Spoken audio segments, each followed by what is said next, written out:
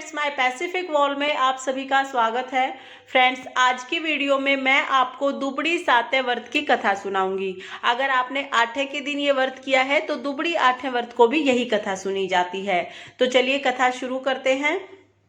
Friends, कहानी सुनने के लिए सबसे पहले हम लोग अपने हाथ में मोठ और चने के दाने ले लेंगे और मोठ और चने के दाने हाथ में लेकर इस तरह से छिलका उतारते हुए हमें यह कहानी सुननी है। कहानी शुरू करते हैं। बहुत समय पहले की बात है। एक बार एक साहूकार था, उसके 7 बेटे थे। साहूकार अपने जिस भी बेटे की शादी करता वही बेटा मर जाता। इस तरह से साहूकार के 6 बेटे मर चुके थे, सबसे छोटा बेटा ही बचा था। साहूकार बहुत दुखी हुआ क्योंकि कुछ समय के बाद छोटे बेटे की भी आयु विवाह के लायक हो गई। अब छोटे बेटे के लिए भी रिश्ता आने लग गया। साहूकार के छोटे बेटे का रिश्ता पक्का हो गया। शादी की जब तिथि समीप आई तो लड़के की बुआ भी शादी में शामिल होने के लिए आ रही थी। लड़के की बुआ जब रास्ते में आ रही थी तब उसे एक बुढ़िया मिली। लड़के की बुआ ने बुढ़िया को सारी बात बताई। इस पर बुढ़िया बोली, वह लड़का तो घर से निकलते ही दरवाजे से दबकर मर जाएगा। अगर इससे बचा तो रास्ते में बारात रुकने की जगह पर पेड़ गिरने से मर जाएगा।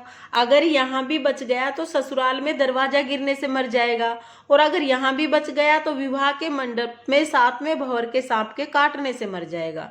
यह सुनकर लड़के की बुआ बोली, हे माता, यदि आप इतना जानती हैं तो बचाव का कोई उपाय भी जानती होंगी, तो मुझे बचाव का कोई उपाय बता दो। बुढ़िया बोली, बचने का उपाय तो है पर कठिन है। इस पर बुआ बोली, आप जैसा बोलेंगी मैं वैसा करूंगी, आगे ईश्वर की इच्छा, यह प्रयास तो करना ही पड़ेगा।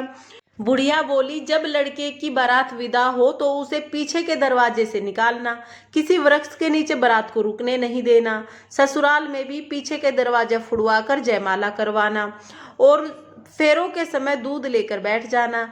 जैसे ही सांप काटने के लिए आए उसे एक मटकी में कैद कर लेना। इसके बाद सर्पनी आएगी, वह सांप को छोड़ने के लिए कहेगी, तब उसे अपने मरे हुए भतीजे मांगना, वह तुम्हारे 6 मरे हुए भतीजों को जिंदा कर देगी। इस बात को किसी से भी नहीं कहना, क्योंकि ऐसा कहने से जो कहने वाला है और सुनने वाला है दोनों की मृत्यु हो जाएगी। इससे लड़का भी नहीं बचेगा, वह भी मर जाएगा। सारी बात बताकर बुढ़िया अपना नाम दुबड़ी बताकर वहां से चली गई। सारी बात सुनकर लड़के की बुआ घर आई। जब बारात जाने लगी तो लड़के की बुआ रास्ता रोककर खड़ी हो गई और बोली, मैं भतीजे के साथ जाऊंगी और पीछे का दरवाजा फुड़वा के जाऊंगी। ऐसा ही किया गया। लड़का सकुशल निकल गया। जैसे ही लड़का घर से बाहर निकला, सामने का दरवाजा भर भरा कर गिर गया। यह देखकर सब कहने लगे कि बुआ ने बहुत अच्छा किया, लड़के को बचा लिया। बुआ भी बारात में साथ जाने के लिए कहने लगी तो सबने मना कर दिया, कहा कि महिलाएं बारात में नहीं जाती। पर बुआ नहीं मानी और बारात में लड़के के साथ चली गई। रास्ते में जब बारात एक पेड़ के नीचे रुकी तो बुआ ने अपने भतीजे को पेड़ के नीचे नहीं बैठने दिया। वह अपने भतीजे को लेकर धूप में बैठ गई। दूल्हे के धूप में बैठते ही पेड़ चरमरा कर गिर गया। यह देखकर सभी बुआ की बहुत बड़ाई करने लगे।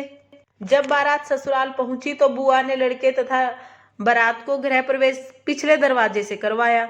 ससुराल के घर के पीछे के दरवाजे से लड़का बारात जैसे ही लेकर अंदर गया, आगे का दरवाजा भर भरा कर गिर गया। इस पर सबको बहुत आश्चर्य हुआ और आपस में कहने लगे कि बुआ सब बातों को जानती है, किसी ने बताई होंगी। जब फेरे होने लगे तो बुआ एक कटोरे में दूध लेकर बैठ गई। जैसे ही 7वां फेरा पड़ने लगा तो सांप आया। सांप जैसे ही दूध पीने लगा, बुआ ने मटके में सांप को कैद कर लिया। अब सांप के कैद होते ही सर्पनी वहां आ गई। सर्पनी ने सांप को छोड़ने के लिए बोला तो बुआ ने बोला कि पहले मेरे भतीजे दो, उसके बाद सांप को छोड़ूंगी। इस पर सर्पनी ने उसके भतीजों को जीवित कर दिया और अपने साथ सर्प को लेकर चली गई। इस प्रकार साहूकार के 7 पुत्र जीवित हो गए और बारात सकुशल घर वापस लौट आई। अपने मरे हुए बेटों को जीवित देखकर साहूकार बहुत खुश हुआ। सभी लोग बुआ की बहुत प्रशंसा करने लगे। तभी बुआ ने कहा कि एक दुबड़ी माई मिली थी, उसने मुझे ये सारे उपाय बताए थे। उस दिन के बाद से सभी महिलाएं अपने बच्चों की दीर्घ आयु, अच्छे स्वास्थ्य और उज्जवल भविष्य की कामना करते हुए दुबड़ी माई का व्रत करने लगे। तो हे दुबड़ी मैया, जैसे तुमने साहूकार के सभी बच्चे वापस लौटाए, जैसे साहूकार के सभी बेटे वापस लौटाए, ऐसे ही सब पर अपनी कृपा दृष्टि बनाए रखना, सबकी संतान को दीर्घ आयु प्रदान करना। इसके बाद हम लोग एक विनायक महाराज की कहानी सुनेंगे, यानी कि गणेश जी की कहानी सुनेंगे। तो चलिए कहानी शुरू करते हैं। एक बुढ़िया माई रोज मिट्टी के गणेश जी की पूजा करती थी। बेचारी बुढ़िया गणेश जी बनाए और गणेश जी गल जाए। इसके उसके घर के सामने ही एक सेठ जी का मकान बन रहा था। बुढ़िया माई सेठ जी के मकान पर जाकर कारीगर से बोली कि भाई मेरे मिट्टी के गणेश जी रोज गल जाते हैं, आप मेरे लिए पत्थर के गणेश जी बना दो, आपकी बड़ी कृपा होगी। कारीगर बोला माई जितनी देर में तुम्हारे गणेश जी बनाएंगे उतनी देर में तो सेठ जी की दीवार पूरी हो जाएगी। बुढ़िया यह सुनकर बहुत दुखी हुई और वापिस घर चली गई। दीवार पूरी करते करते शाम हो गई, लेकिन दीवार पूरी नहीं हुई क्योंकि दीवार टेढ़ी हो जाती। शाम को सेठ जी आए और पूछा कि आज कुछ भी काम नहीं किया, तो कारीगर ने बुढ़िया के आने की सारी बात सेठ जी को बताई।